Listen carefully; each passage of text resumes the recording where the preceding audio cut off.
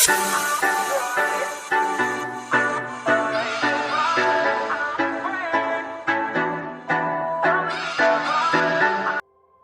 Friends, welcome on my channel. अगर आपने अब तक मेरा चैनल सब्सक्राइब नहीं किया तो सब्सक्राइब माय चैनल, और अगर आपको ये वीडियो अच्छी लगे तो like and share this video. तो शुरू करते हैं आज की ये वीडियो। एक श्लोक के साथ शुरू करते हैं जो कि चाणक्य नीति के 3रे अध्याय का श्लोक है। कस्य दोषः कुले नास्ति व्याधिना कौन पीड़ितः व्यसनकेन न प्राप्तम कस्य सौख्यम निरंतरम। मतलब इस संसार में सर्वगुण संपन्न न तो कोई व्यक्ति है न तो कोई कुल, हर एक में कोई ना कोई दोष होता ही है। इसी तरह इस दुनिया में कोई भी ऐसा व्यक्ति नहीं है जो कभी बीमार ना हुआ हो और रोगों से पीड़ न रहा हो। किसी न किसी रोगों से इंसान दुखी ही है। जगत में कभी बीमार ना हुआ हो और हमेशा खुश रहा हो, ऐसा कोई भी नहीं है। सुख और दुख का नाम ही जीवन है। जीवन में कभी छाव आती है तो कभी धूप सहन करनी पड़ती है।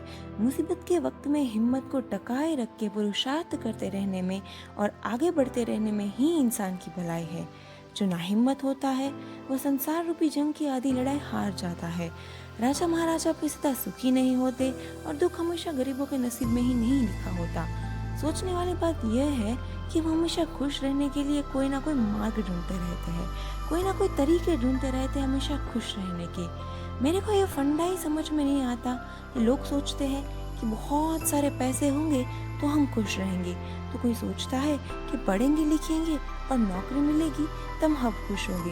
अरे भाई, आपको किसने कह दिया कि आपकी लाइफ में पैसा आएगा या फिर नौकरी मिलेगी तब तक आप जिंदा रहोगे। हम हमेशा भविष्य में सुखी होने के चक्कर में वर्तमान में हमारी होठों की मुस्कान खो देते हैं, और इसमें सबसे बड़ा हाथ अगर किसी का है तो वो है इंसान की सोच का। इंसान की सोच दुनिया का सबसे गहन या कहो सबसे कठिन भाव है। कब क्या होने के बाद मन क्या सोच बैठेगा ये कहना असंभव है, और यही सोच कई बार हमारे मन में हमारे खुद के लिए ही हीन भावना ले आती है। हम हमेशा अपने से ऊपर की श्रेणी की व्यक्तियों को देखते हैं और फिर खुद को हीन समझ लेते हैं कि अरे देखो, इसके पास कितना धन है, इसके पास कितना बल है, इसके पास कितनी सुंदरता है, इसके पास कितना सुख है, और मेरे पास कुछ भी नहीं है।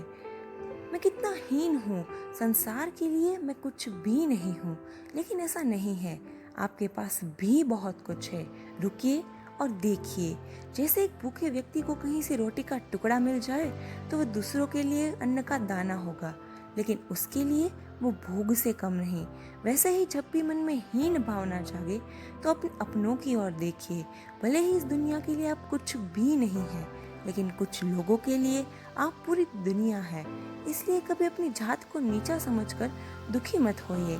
बिलीव इन योरसेल्फ, अपने आप पर भरोसा रखिए।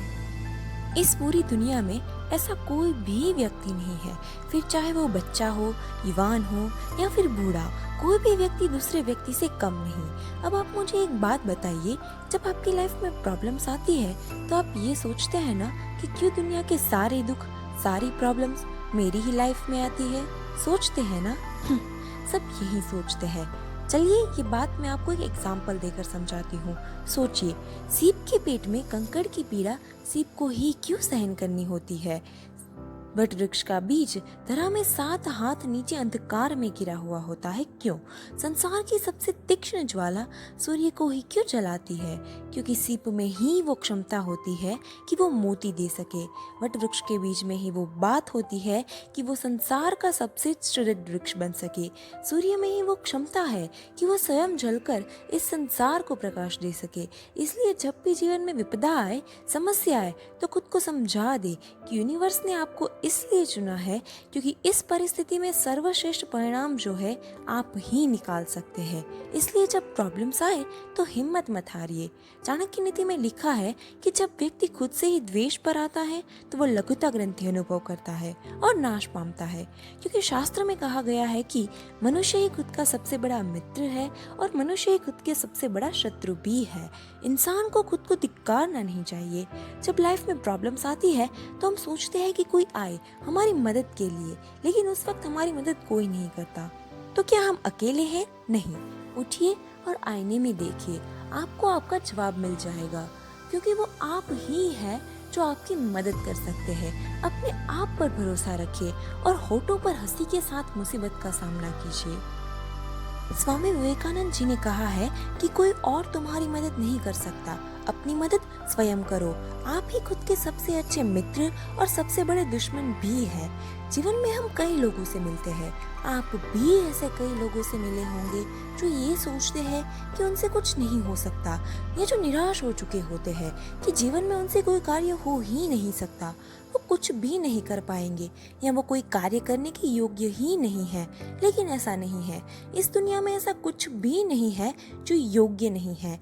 कोई अक्षर नहीं है जो किसी मंत्र का भाग ना हो, कोई जड़ी बूटी नहीं जो औषधि नहीं, कोई ऐसा बीज नहीं जिसका वृक्ष नहीं बनता। इसी प्रकार कोई व्यक्ति अयोग्य नहीं होता, उसे अयोग्य बनाती है उसकी सोच। स्वामी विवेकानंद जी ने कहा है कि never say no, never say I can not, for you are infinite, all the powers is within you, you can do anything. इसलिए हमेशा यही सोचिए कि आप सब कुछ कर सकते हैं। बस ज़रूरत है तो खुद को जानने की, पहचानने की। खुद को पहचानिए, आप जान जाओगे कि संसार की नींव आशा पर बनी है। कार्य पूर्ण होने से पहले ही हताश ना हो जाइए, आशा रखिए। चलिए ये बात मैं आपको एक बहुत ही अच्छी स्टोरी के थ्रू समझाती हूँ, तो ध्यान से सुनिए। एक घर में 5 दिए जल रहे होते हैं। एक दिन पहला दिया कहता है कि इतना जल के भी मेरे प्रकाश की कोई वैल्यू नहीं है, तो इससे तो अच्छा है कि मैं बुझ जाऊं। और वो दिया बुझ जाता है। जानते हो वो दिया कौन था? वो था उत्साह का प्रतीक। यह देखकर दूसरा दिया जो शांति का प्रतीक था, वो भी बोलने लगा, मुझे भी बुझ जाना चाहिए। निरंतर शांति का प्रकाश देने के बाद भी लोग हिंसा कर रहे हैं और शांति का दिया भी बुझ जाता है। उत्साह और शांति का दिया बुझ जाने के बाद जो तीसरा दिया था वो था हिम्मत का दिया। वो भी हिम्मत खो देता है और बुझ जाता है। उत्साह, शांति और हिम्मत नहीं रहने से चौथे दिए ने भी बुझ जाना उचित समझा।